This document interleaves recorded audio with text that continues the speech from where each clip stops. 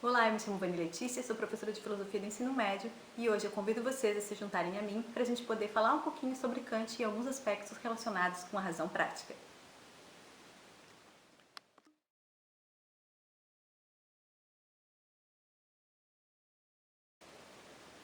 Então, meus queridos, vamos falar sobre Kant? Eu confesso a vocês que ele era um filósofo que durante a minha graduação eu tinha muita dificuldade para lidar com ele. Eu não gostava mesmo, eu torcia o nariz para o Kant. Tanto que eu tinha proximidade com filósofos que eram, digamos, antagonistas ao pensamento do Kant, né? Nietzsche, Foucault, que foram os caras que eu gostei de estudar mais. Mas hoje, depois de muito tempo, a gente começa a ver as coisas de uma outra forma e eu respeito profundamente a teoria kantiana e justamente por também não tinha como eu não respeitar, ele é um gigante dentro da filosofia, tá?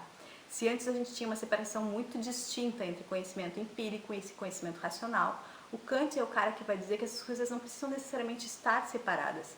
Existem aspectos do conhecimento que sim, tu vai precisar da questão da acessibilidade para ter acesso, e outros aspectos que tu vai simplesmente usar a razão que tu vai conseguir chegar neles, tá? Então, ele traz uma outra corrente de pensamento, ele funda a questão do criticismo, e isso é um grande passo na questão de como é que o conhecimento pode ser possível. E olha só que interessante, o Kant é um cara que ele trabalha muito com a questão da racionalidade, a razão é algo importante, né? Mas ele faz uma crítica, né?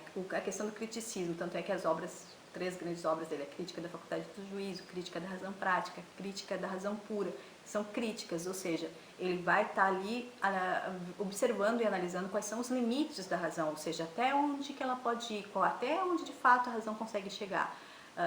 Nas coisas em si não, né? Então nessa essência de determinadas coisas a gente não vai conseguir. Mas o Kant vai falar que existem coisas que a experiência não alcança e que são questões metafísicas que são essenciais e são necessárias que a gente pense sobre elas, que é a questão da existência da alma, a questão da existência de Deus e também a questão da existência da liberdade, tá? E é em cima dessa que a gente agora vai tratar a questão da razão prática, que é onde eu acho mais interessante, mais tranquilo da gente observar a filosofia do Kant. Quando a gente fala da crítica da razão pura, a coisa fica pesada, é punk mesmo de ler, é um livro dificílimo, pelo menos eu considero muito difícil, mas quando a gente lê a crítica da razão prática, tu consegue analisar porque onde é que se dá a nossa capacidade moral, onde é que a gente consegue observar as ações dos indivíduos? Na prática, né? Eu estou falando em ações. Na prática a gente já consegue observar como é que ele pode ter o agir moral dele, tá? Eu falei e falo isso sempre em sala de aula, e foi um exemplo que eu dei hoje numa aula online que eu estava com os alunos. Quando a gente pensa, por exemplo, que uma pessoa é honesta, eu pergunto, fulano, você é honesto? Obviamente que ele vai me dizer que sim, né? Mas como é que eu sei que ele é honesto? Só porque ele me afirmou que ele é honesto? Eu posso confiar só na palavra dele, né?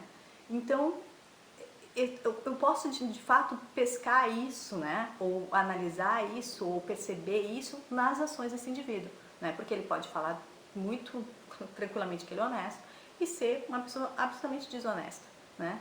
Então o que acontece é que justamente na vida prática, no cotidiano, nas ações, é que tu vai conseguir enxergar se esse agente, se essa pessoa é um agente moral ou não, se ele tem uma conduta ética ou não.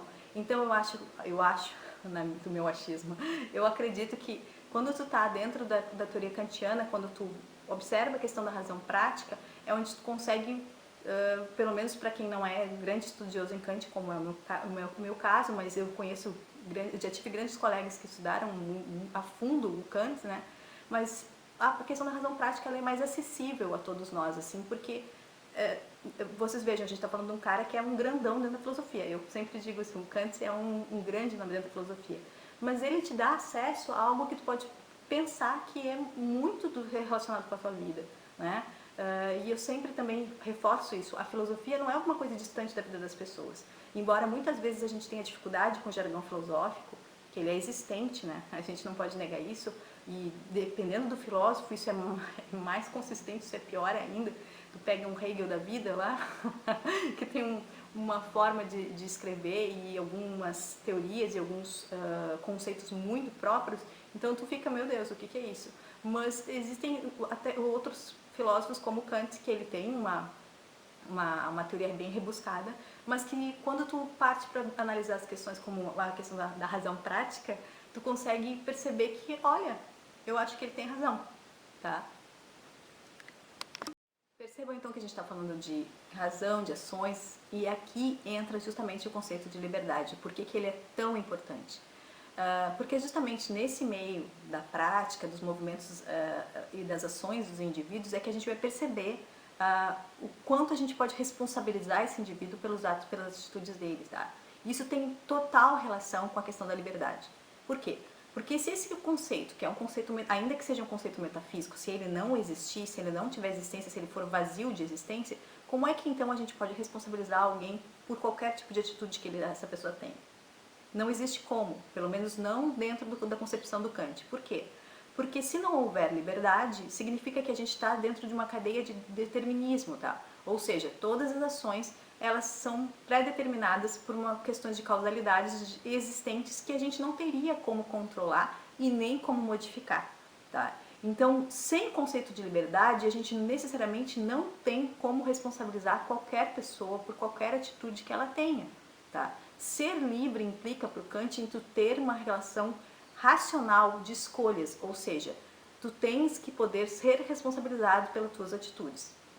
Embora muitas vezes as pessoas vão achar que liberdade é, eu faço o que eu quiser, a hora que eu quiser, como eu quiser, para o nosso amigo Kant, não, tá? Ser livre justamente implica em tu poder ser responsabilizado, tá? Então vamos imaginar a seguinte situação, tu tem lá duas crianças brincando, estão lá brincando bonitinhos dentro de casa e de repente um vai lá e quebra o brinquedo do outro, né?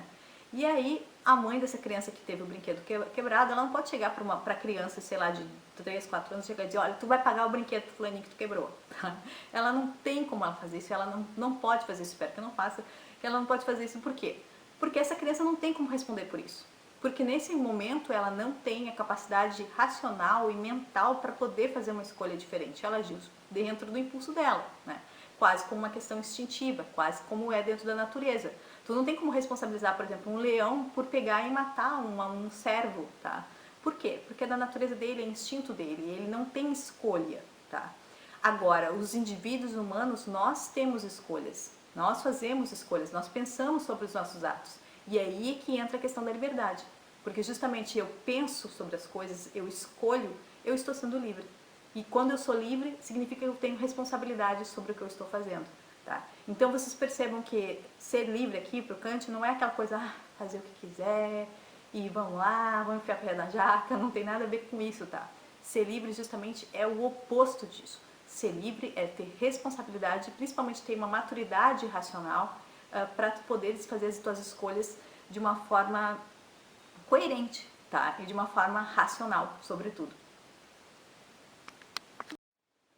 Então a gente percebe que o Kant traz aqui também outros conceitos dentro da crítica da razão prática, tá?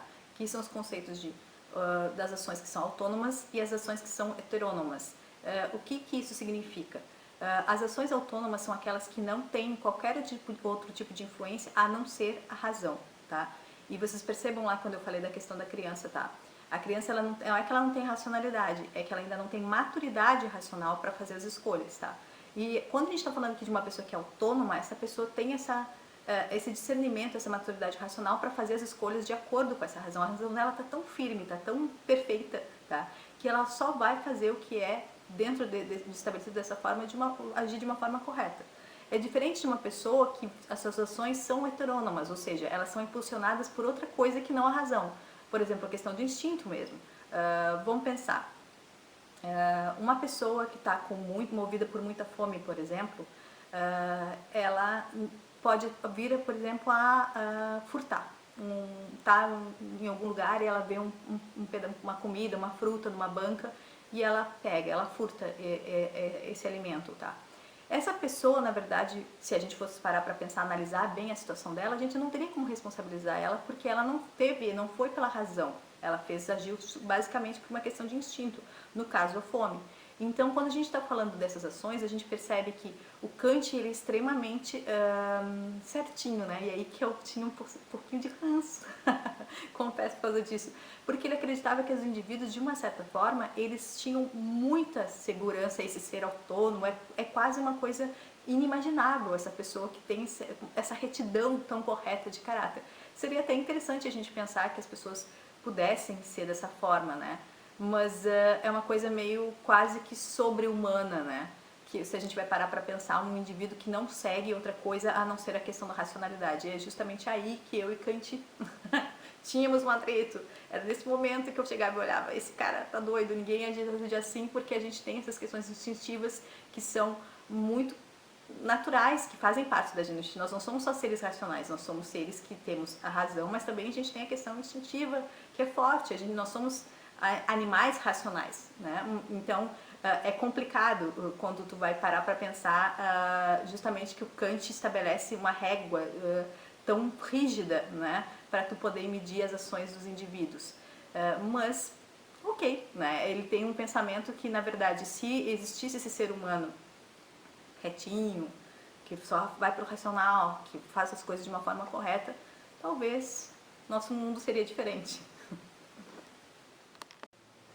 Então, Kant, depois, numa outra obra, Crítica da Faculdade de Julgar, ele vai tentar conciliar esse nosso lado humano, racional, com o nosso lado mais natural, mais relacionado com a questão dos instintos, mais relacionado com a nossa questão dos instintos, e ele vai tentar ver como é que ele consegue analisar isso e tentar conciliar isso, observar onde é que a gente consegue fazer com que essas coisas conversem, né? E o Kant, mas isso é um assunto para um outro vídeo, né? Um pouquinho mais pra frente a gente vai falar sobre isso.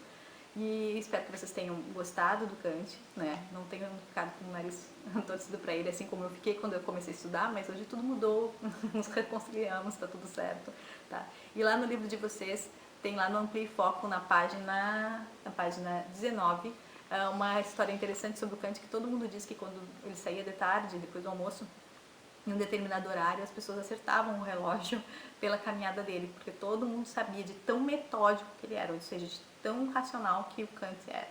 Esse, então, é um cara que é um filósofo que a gente não pode dizer que ele, teoricamente, era uma coisa e, na prática, ele era outra. Então, ele tentava, de fato, levar a cabo tudo aquilo que ele acreditava. Que é bem interessante da gente poder pensar que ele tem essa, digamos assim, esse mérito, essa virtude, tá ok? Vamos filosofar, vamos ler os capítulos. Quem tiver com dúvida, me procure, tá? E é isso, gente. Espero que vocês tenham gostado do vídeo. Bora estudar. Beijo!